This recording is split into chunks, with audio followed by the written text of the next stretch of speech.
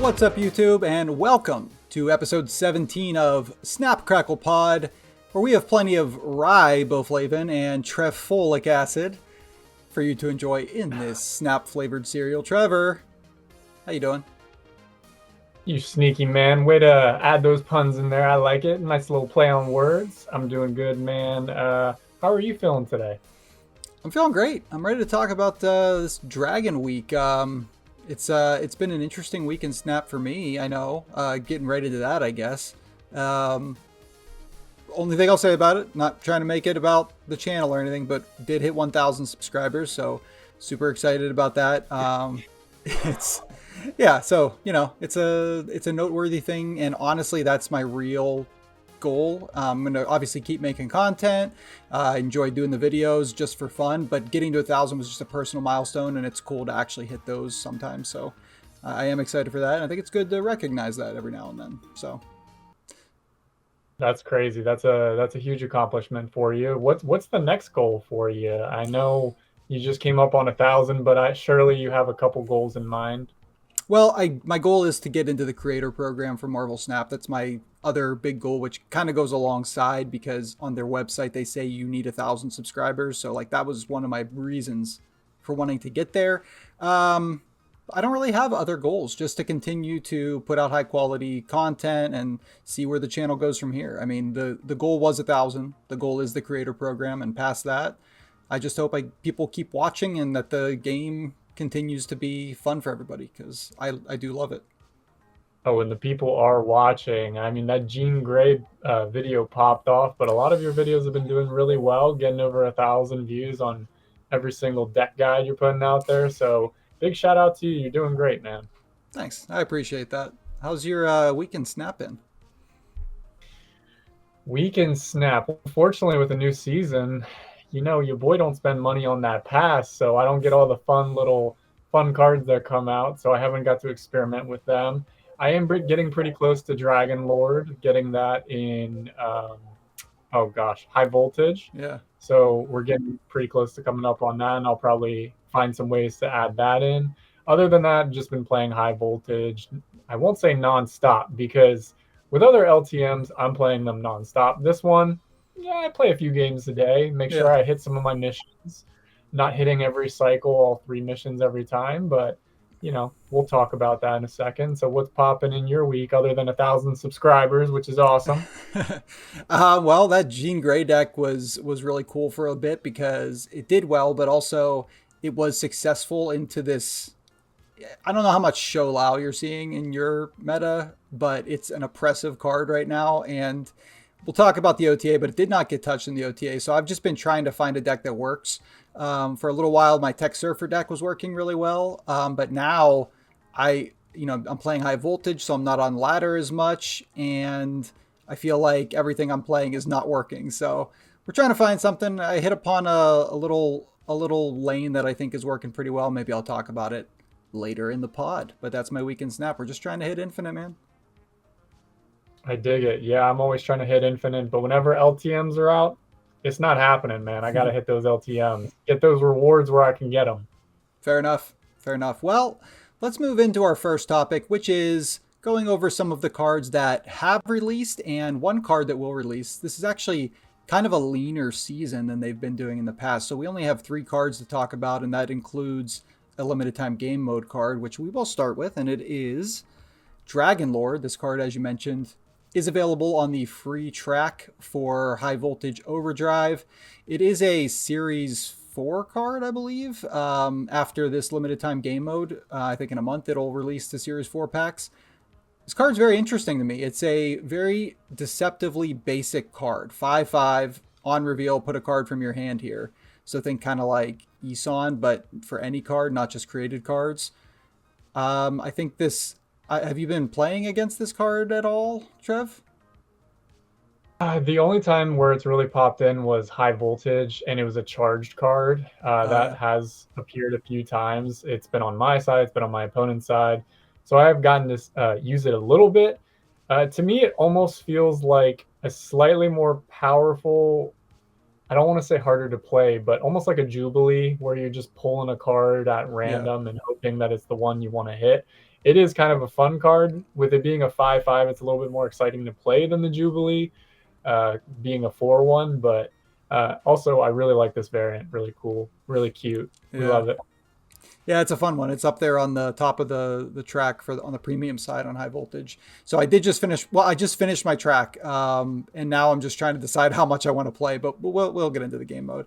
For the card, I think that it's a cool card. I think it's kind of perfect power level for Series 4. I don't think it's overpowered. I don't think it's weak. I think it's just it does what it does, and it has a lot of potential as well. What I'd really like to do with this card is some kind of Arnim Zola stuff or Grandmaster. That'd be a fun way to use it. And I'm also interested in building a Dracula dump style deck where you just throw everything out of your hand. Dragon Lord pulls something down. Then at the end of the game, Dracula brings down a big Apocalypse or an Infinite or something like that. So that's where I want to go with this card, I think. Dude, is Dracula like the meta right now? Every single time I play ladder, somebody has Dracula. It's driving me up a wall. Also, I do really like the Grandmaster combination with Dragon Lord. I actually might take you up on that. I might do it myself. Yeah, do it. I love it. All right, well that's that card. I think it's a cool card. I think it's like for me it's like a 3-star card, maybe 3.5 if people unlock its potential out of 5. So I know we don't usually go stars, but that's what I thought of at first. This is Dragon Lord, not Star Lord. You're right. You're right. No stars. That's a very good one. Okay, well let's talk about our next card then. This is Lin Lie. Let's pull it up here. Iron Fist, Lin Lie. On reveal, it is a 2/2. Add the Sword of Fushi to another location, and that is this. It is also a 2/2. So kind of like Mr. Sinister vibes here. You're paying 2. You're getting 2 bodies that each have 2 power. Ongoing, if Lin Lie Iron Fist is here, he has +7 power. So essentially, you're looking at a 211 of worth of power if you're able to get them together. What are your thoughts on this card, Trev? It's so funny to me because the first time I played against the card and I saw the sword drop, I'm like, uh-oh, 211 incoming. Never happened in 6 turns. It just did not come into existence. Well, I guess 5 turns. But you get what I'm saying.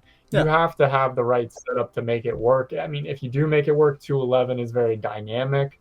It's very powerful, but it is clogging up 2 cards in one lane if you get them together. And so it's 11 power in one lane with only 2 more cards to play. I guess it can be somewhat powerful, but the chances of getting it to work, you have to have a deck set up for it. If not, it's probably not happening, and it's just wasting space. Yeah, I think the thing about this card for me is I have a distaste for playing move. Even though this is sort of a different style move card, I still have not messed with it. The one place I'm interested to try it is in an Aurora deck because you're getting an on-reveal body and an ongoing body for just 2, which is cool. But in an Aurora deck, like the one that I'm playing lately, I don't like what card am I going to put in to be able to get this together? Like you'd have to play like a Madam Web, which is possible, or Ghost Spider, but like it just doesn't, or Cloak or Hellion. None of those feel like cards I want to put in an Aurora deck otherwise. So I'm puzzled as to where to put it as well. Like I said, I could play the Little Movers type of deck, but that's just not my style. So for me, it's not my favorite release, but I think it's a cool card for those who like that style. Yeah, especially with it being, the blade being, or sorry, the Fushi, Sword of Fushi. Goodness gracious, I can't read. Being added to a different location, it's hard because it's a created card. So getting it to move, a lot of the cards that do move other cards are when you play a card there, then it moves. So a created card makes things extremely complicated. And a Madam Web is ultimately the only thing I can think of that would be the easiest and most functional way to move it. Yeah, I mean, you don't have to move the sword. You could move Lin Lia, so you could play Ghost Spider right after, and it's True. still the last card you played. But yeah, I don't know. It's to me, it's a little more of a pain than I thought it would be. I thought it would be a little more plug and play, and there's also not a ton of possibility for abuse with this card. Like you see an on reveal, you're like, oh, maybe I can double that. But what good is it really having 2 swords out because it's only boosting you if you're in the lane with the sword. So like unless you get both swords together, but then then it's, I don't know. I think it's a little finicky for me. And yeah, we'll see where it ends up landing in the future. The only other thing I guess I should mention is Spider-Man Noir is interesting with this. Maybe I will cook up that kind of deck because then I don't really care if I get them together as much. I just want the 4 energy on the board so I can get the turn 1 drop, turn 2 this, and then turn 3 a 3 drop, turn 4 Spider-Man Noir activates. Well, if you do the Spider-Man Noir, you know what you got to do. I got to pull out the. He's got to make an appearance on my channel. Yeah, but we'll see. Got to bust it out. We'll see. All right, and our final card for this topic, we're looking at a card releasing on Tuesday. This is my most anticipated card of the season, maybe, just because it's so much fun. It is FANG FOOM. Amazing name. 7/12 dragon on reveal. Gain the power of front row enemy cards here. Obviously, huge amount of stats potentially with this card. Of course, it's a 7 drop, so you need a way to play it. You need either extra energy or turn 7, or, I don't know, Hela or Dragon Lord. Cheat it into play somehow. If you do, it's huge. What are your thoughts? Yeah, I was trying to think of how I would use this myself. And, I was thinking about the power that you could possibly get from it. And, of course, since it's front row cards, I was thinking to myself, well, if you try to play it in a lane where the opponent played early, you're really going to probably only hit those 1-2 cost cards. So you're probably not going to get a terrible amount of power from it.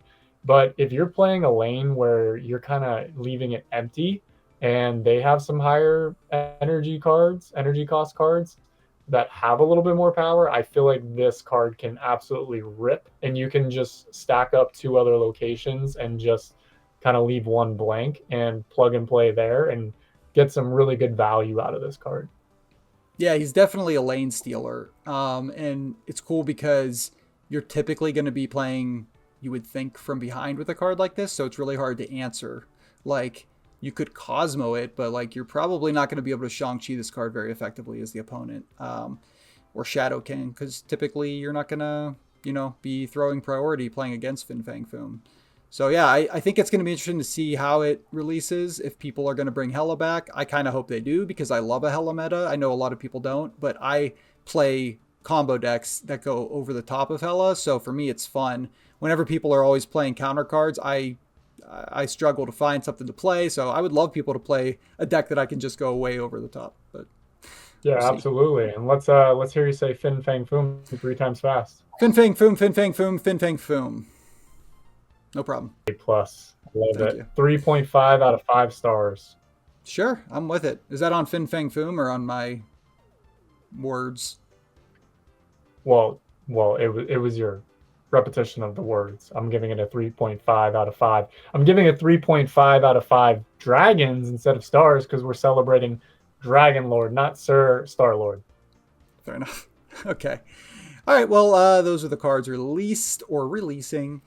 Let's move on to our next topic. It is High Voltage Overdrive, the limited game mode that is a little... this is our second time having this version of High Voltage. The last time, of course, was the Kid Omega season debacle. Not season, but when that was available in High Voltage, a lot of people were upset about that monetization. They've since changed their limited time game modes a bit. It's a little more friendly. You can get to the card easier, and you don't have to pay gold unless you want to. So I think that's been good. Let's talk about the mode, though. What are your thoughts on the mode? I know you said that you're playing it, and you're maybe not completely devoted to it, but you're playing and having a good time. Let's start off with the actual gameplay itself. Yeah. The actual gameplay itself, I do have a lot of fun with. I do like the generator aspect of it, that it's changing throughout the match, and it's different.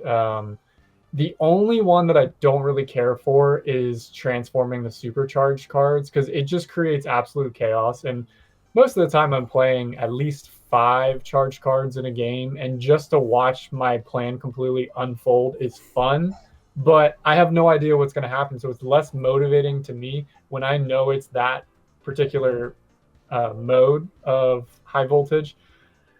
I just don't even care what I play, honestly, because I know my whole entire plan is going to change, and I have no idea to predict what my opponent's going to do. So that drives me a little bit nuts. overall, 4 turns, it is bittersweet because I do like the fast gameplay, although it's not that fast because everybody takes until literally the last second to end their turn. It's driving me nuts. It's really not that hard to play your cards in a sufficient amount of time. But anyway, the actual gameplay is pretty good. Obviously, some negatives you can hear from what I'm saying, but I do enjoy the game mode. But the shop and the track is what drives me nuts because they give you all these volts and make it seem like you have so many. And then when you go to the shop and you see a season 4 or seasonal 4 pack is 22,000 volts and I'm sitting at 6,600, it's just like, I don't know. It feels impossible to get any of these things. Even the emotes, I see so many emotes, and I'm like, I don't know how I'm going to put in enough time per day. Yeah, it's a fantastic emote right there. That's what I want, but I'm not even halfway there, and we got like 2 days left, man. It's just not happening. Yeah, if you grind the mode and you play every mission, you can get there, but just there. Like you can get a little over it. There's some great articles out there that tell you like exactly how much you can get if you optimize. But I agree, the prices in the shop are a little too much. I think they could have easily toned them down a bit, especially because this is a mode for fun. And that is the thing that I do like about the mode is every other limited time game mode, Sanctum Showdown, um, well, not so much Deadpool's Diner anymore if they continue with the way they did it last time, but Grand Arena, all these modes are kind of turning into ticketed tryhard modes because you don't ever want to lose because there's tickets. So if you're out of tickets, you can't play or you're paying to play. This is the only game mode that is still not ticketed. You can play as much as you want. You're just trying to complete missions. And like you said, I don't really care if I win or lose. I'm just trying to play 5 cross cards, or I'm trying to stack into a lane just to win it. That's why, to me, the only really unfun Overdrive mode is called the weakest when it starts destroying cards. Because, like, come on, usually playing big cards, it's hard to get enough stuff on the board that doesn't get destroyed. And it's usually late in the game, so each player's losing like 3-4 cards. So that mode's kind of a pain in the butt. But otherwise, I don't really care about winning in this mode, and I think I'm happy to have at least one game mode that is not about winning. It's just about playing a bit, getting rewards. I would love the rewards to be toned down a little bit, be a little cheaper. Like this, the random daily rotating offer variants, 8,000. You're never gonna get more than 2 of those. Like you might be able to get, if you buy the premium pass, you might be able to get enough to get like three or four at the very most if you grind nonstop. But I don't want to grind nonstop, so I've not. I didn't really buy much so far. I'm sitting on 15,000 volts, and I'm gonna probably get this premium mystery variant eventually. I got the credits, and I don't know. I don't really know what else I want. Yeah, why are credits so expensive sometimes too? I mean, I come to the shop and I'm not expecting, yeah, like, oh, you can't see how much the credits were, Yeah, I bought them but already. But I already bought the. I didn't buy the packs. I already, obviously, I'm collection complete. But they were 20, like you said, 22,000. It's a lot. 22 for the seasonal series 4 pack. But I also don't understand why, if you just wanted to grind out credits, why do they only allow you to do 2 sets of 100 or like 2 sets of 50? Like, what's the harm in giving out credits to a player rather than going to buy all the cosmetic stuff, so to speak? Well, credits are by far the best thing for progression, and they've really toned down credits and the amount of credits you get in these modes lately. And I think it's like an overall economy thing.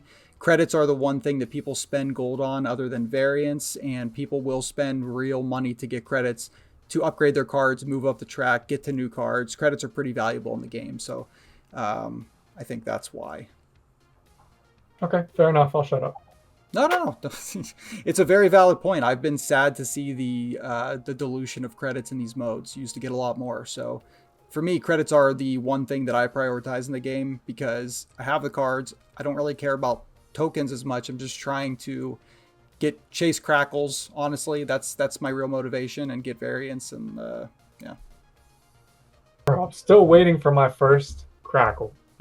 I've been I've been upgrading like crazy recently and just going up in the track and everything, but I haven't got any Crackles yet. It hasn't happened. You got to focus on like one card that you want to get the Krackle on and keep upgrading that one, because you need to get to at least 4 splits of a card before you even have a chance of getting a Krackle. So don't spread it around. If there's a card you want to Krackle on, focus on that card when you do your upgrades. All right, fair enough. I think the most I've split one card is 3, so Yeah, I got some more. there you go. All right, so that's High Voltage Overdrive. I think that's all our thoughts on the mode. It's got a couple days left, and then the shop will remain open for a few days just to tease you with stuff you can't buy. That's Overdrive. Let's move on to the OTA. This OTA happened a couple days ago by the time this podcast releases. And it was an interesting one. I think I've seen a lot of people a little underwhelmed by it, but it is an OTA with mostly buffs, which I like. Nerfs are fine, and I think they missed a chance to nerf Show Lao because that dragon is oppressive. They did hit Merlin, however, who is in all of those Show Lao decks pretty much. They just took it down by 1 power, pretty tame nerf to a card that is incredibly powerful and present in the meta. Merlin's still very good. You're still going to see a lot of Merlin, so I think anytime you can take away a power and the card is still played, yeah, you should probably do that. Yeah, absolutely. I really enjoy Merlin. Of course, I haven't got to pair Merlin with any of the Dragoons yet, but when I do, I'll be feeling that little one power bump. Totally. All right, Phantom X, one of the other cards, the first cards that they buffed here. This card is a relatively recent release, part of the Discard Destroy sort of archetype. They just gave it an extra power, said that it released a little weaker than they wanted it to, and they still might look at this in the future if it continues to underwhelm. I like Phantom X. I think he's tricky to pull off, but when you do, there's a high upside. And I like that kind of all-out activate archetype with Jocasta and Prodigy. I enjoy it. I like pairing this with Gambit and my machine gun deck, so I'm happy to see it get an extra little point of power. Yeah, that was a quick buff for a card to come out and automatically get an OTA with a buff. I was surprised to see this on this list. Granted, I haven't got to play it, but that's going to be a theme with a lot of these newer cards. I just don't get to play them as fast as other people would, but I love to watch other people do it or watch you do it in your videos. So more power to you to have that extra power. Power to the power. Okay, Vulture, next card. 1-2 to 1-3 for Vulture. These are mostly just 1 power buffs, to be honest with you. You're excited. You're excited about the Vulture buff. I know you're a fan. Oh, no. I'm not excited about the Vulture buff. I'm just excited it's a card that I actually play. No, I don't care that it went up 1, because every time it moves, you get +3. So at the end of the day, that 1 power really isn't pushing the needle for me. Yeah, it's more incentive to play the card, but give me like 1-5 or something. Then we'll be. No, actually, I take that back. +4 power. Actually, what was it originally? It was +6, but it was a 3, right? It was yeah. But the thing is, you could get that thing huge. There were several times where I got it close to 20, and it being a 3 power or 3 cost was huge. So yeah. Anyway. Yeah, I think they're still trying to figure out the move archetype. They're trying to take it away from a all-in Human Torch type of deck. So they're just giving a little boost here. Also, Multiple Man, our next card, same thing, a 2/4. I immediately tried it in Cerebro 4 just to be like, oh, maybe we'll make a Cerebro 4 with Doctor Strange and, you know, ways to pull this card around and get your 4s on the board. Still wasn't good. I tried it anyway for science, but Multiple Man's just not in a good spot right now. Thank you so much for dedicating your games towards science, because I could have told you that Multiple Man still indeed sucks.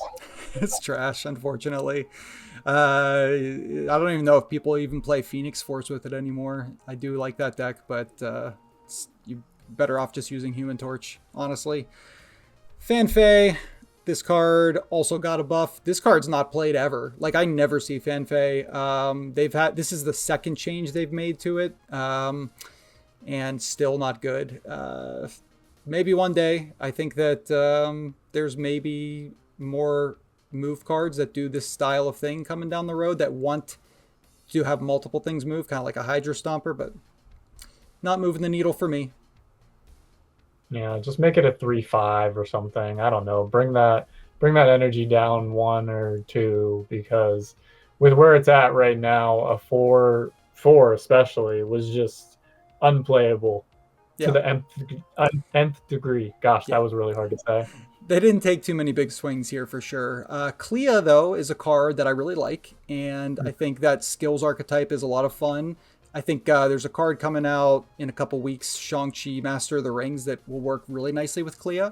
So I like it getting an extra point of power. I'm cool with the card in general, and happy to see this one. Yeah, Clea is actually one that I've been seeing in a lot of Marvel Snap decks whenever I go on, I think it's the database or whatever, wherever you can look at people's decks that they post. I see a lot of decks involving Clea that are a lot of fun. It's one that I actually had in the shop, but I can't remember. Is this Series 4 or Series 5? Do you know? I believe it's Series 5. Okay. That's why I didn't end up pinning it, because I wanted War Machine, so I couldn't risk losing War Machine to Clea. I did end up getting War Machine for anybody who cares or is interested. But yeah, Clea was one that I was considering pinning too, but couldn't lose another War Machine opportunity. I'm with you, man. I'm glad you got it. It'll be fun to see you brew. Iron Lad. This is a card that used to be everywhere. It is not so much anymore, so they gave it a little boosty too. I still play Iron Lad a lot because I like digging for the last card at the end of the game. It's in my Aurora deck. It's in my good old Mr. Fantastic combo deck. Anytime I'm trying to see as many cards as possible, I like playing this. And it gives me a chance to play Howard the Duck, which, as you know, is my guilty pleasure. So, Iron Lad. Oh, sorry. I thought you were going to say more. That's it. I thought you just cut out. Yeah, Iron Lad is a card I haven't personally played, but I actually have. Oh, wait. Yeah, I have played it. What am I saying? High Voltage. Thank you very much, High Voltage. Yeah, I've gotten to play this card. I do like copying and stealing text from cards. I just find that it's a very fun way to play.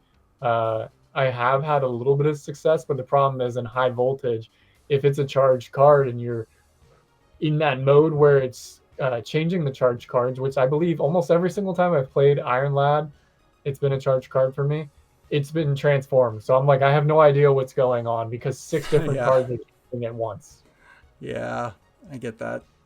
In my opinion, there's nothing better than an Iron Lad on an Iron Man. So a 4/7 Iron Man now is so good. So that is cool. Sure. Fun play line. All right, now you mentioned Phantom X being a fast buff. How about Dragon of the Moon getting not just a buff, but a 2 power buff?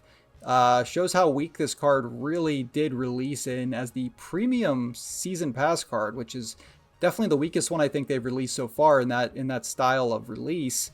This card I've been brewing with a lot even before the buff, and I've been trying to get a deck good enough to make a deck guide on, and none of them have made the cut so far. So now that it's a little bigger, maybe there's something there. I think that this is a Master Mold card, and I know that that's kind of the meme and the joke online from other creators, but I think it's actually decent with Master Mold, and it's not a bad playstyle right now with people trying to draw their cards and fill their hand up with skills from Merlin, and you're putting Sentinels in there. It's not bad. I had plenty of games when I was testing this where like it would only hit 1 or 2 cards, and then it comes down as like a 3/3, 3/4, and I'm just like, what am I doing? So now that it's got a little built-in protection, a higher floor, I do think this card might be slightly playable. So what you're saying is Dragon of the Moon and multiple man are making it into your C4 deck. I got you. Unfortunately, you can't play Dragon of the Moon in the C4 deck, because if it gets any power, it's throwing off your Cerebro. So, because yeah. It was supposed to be a joke. It's a good thought. It's a good thought. I know. It was a joke. It's a good joke. It's a good joke. That's all Trevor has to say about Dragon of the Moon. All right. Zombie Galacti. First of all, I have to know, have you played against any Zombie Galacti? This style of deck? Again, thanks to High Voltage, I have played Zombie Galacti, just not effectively. Yeah, it wasn't doing anything. Yeah. No.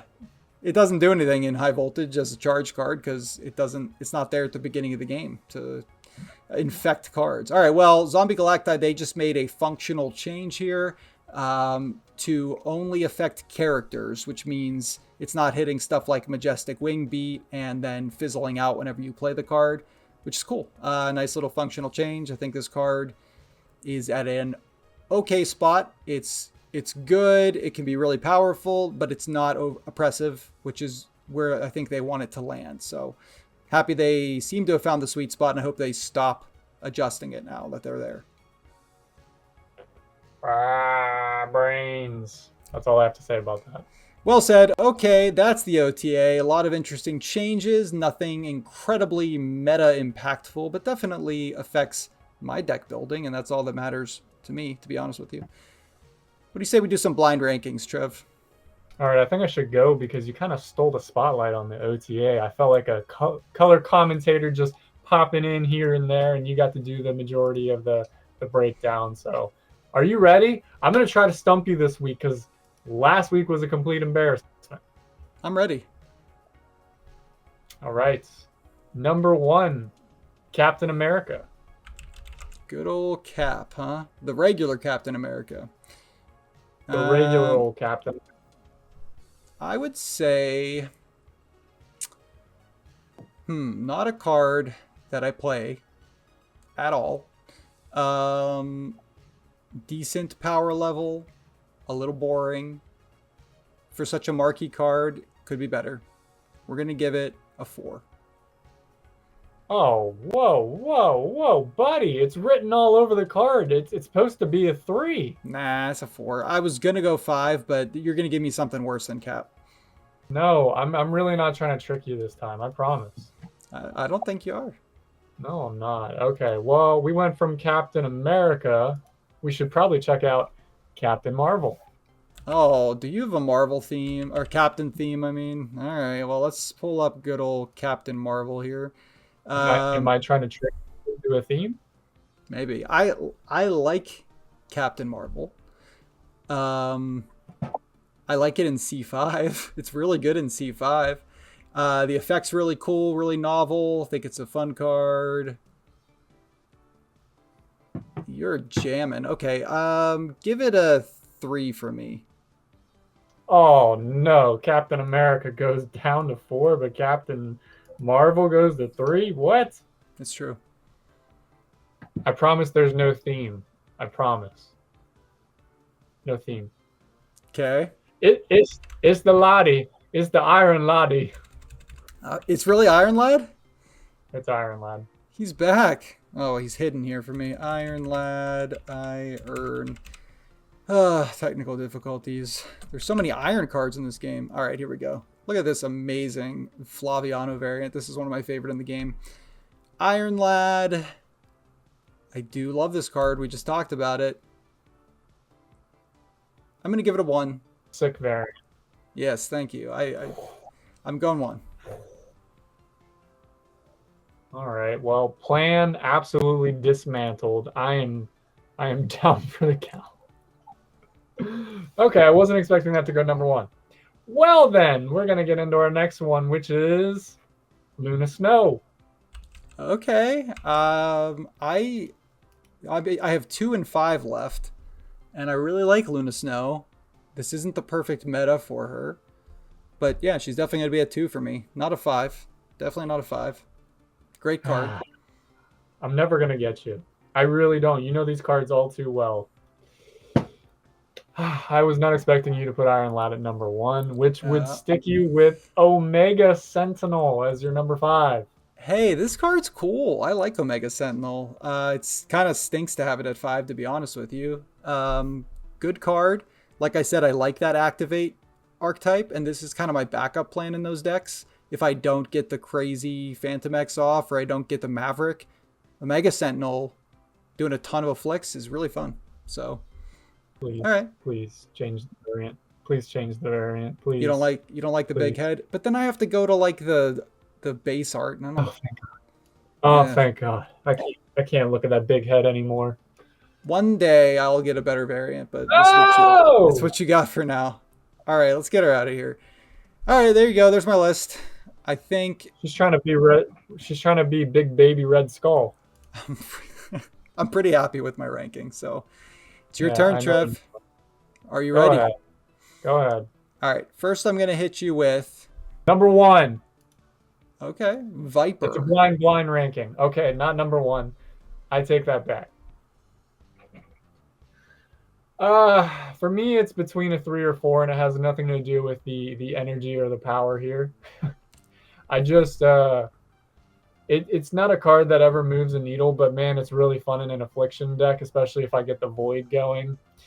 And flipping the void is always pretty fun. Better, much better activity for the kids to flip the void rather than flip the bird, because that's not appropriate. But however, I'm going to put Viper at 3 because I actually do really like Viper in my affliction deck, and it's just a fun card for me.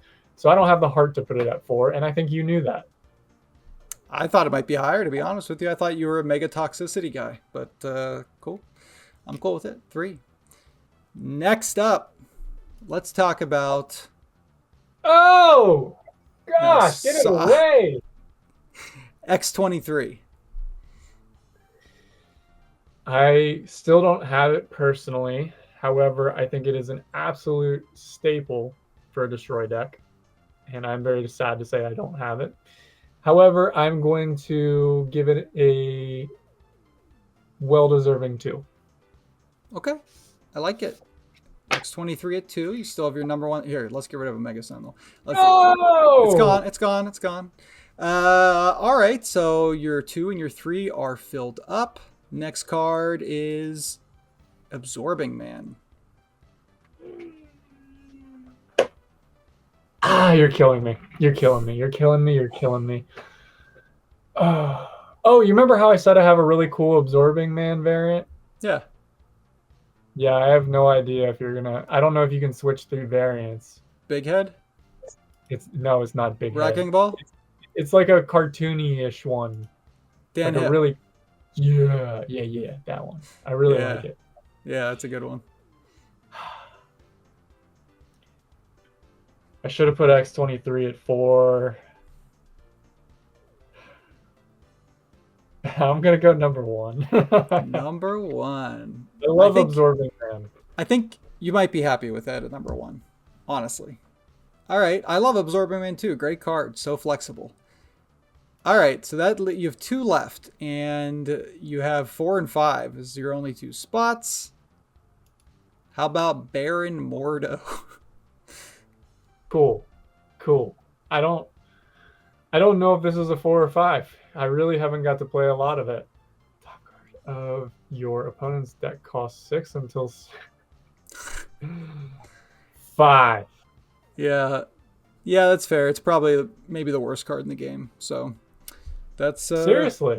Yeah, nobody plays this card. Is that why you have that incredibly ugly border around it? I honestly just thought it was funny because there's a lot of green and red in this card, and what else am I using these Christmas borders on? So, yeah, I just thought it was funny with it. I can't get myself to use any of the Christmas borders for any of the cards, unless it's Luna Snow. Luna Snow would probably be the only card I'd put a Christmas border on. Yeah, you could. It's true. She's good with an ice border, though, obviously. All right, that's Baron Mordo, and your last card is your number 5, or your number 4, and it is 4. Orca. Okay, I'm chilling. I actually, I like it. You did well. How about this Pixel Orca, by the way? It's pretty good. It's there. Okay, well, hey, that's a blind ranking. I thought that was really fun. Thanks everybody for watching that. That brings us to our question of the week. And Trevor, you made this question, and I do like it a lot. Why don't you read it for us? I'm not going to read it for word, but I know what the question is there ever going to be an opportunity or a realistic chance that a Marvel Snap physical game gets into production? Because I could definitely see that being a thing. The problem is there's constantly an inflow of cards and changes to the game. I don't know. Yeah. I feel like you can make a very basic Marvel Snap physical game. You could definitely have like some locations pop in and have a lot of the standard cards and I don't know, maybe you do a Series 3 and a Series 4 and a Series 5, kind of like Cards Against Humanity, how they have those like booster packs where you have Yeah. like 200 extra cards. Yeah. You can buy a set of cards and throw those in along with some locations. I could definitely see that being a possibility. And I think it'd Yeah. be quite frankly very fun.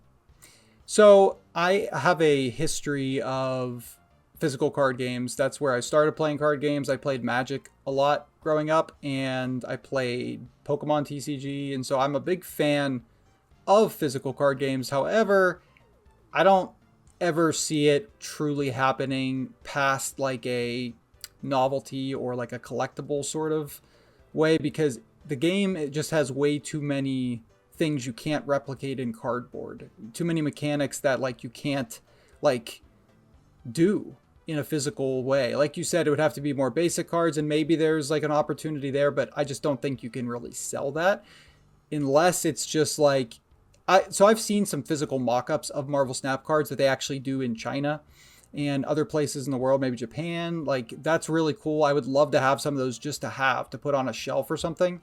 But I don't think it could really work as a physical card game. It kind of like it hurts its ability to be creative and to be digital in the way that it is, to be able to make changes on the fly. Like in Magic the Gathering, when they change a card, they have to ban it.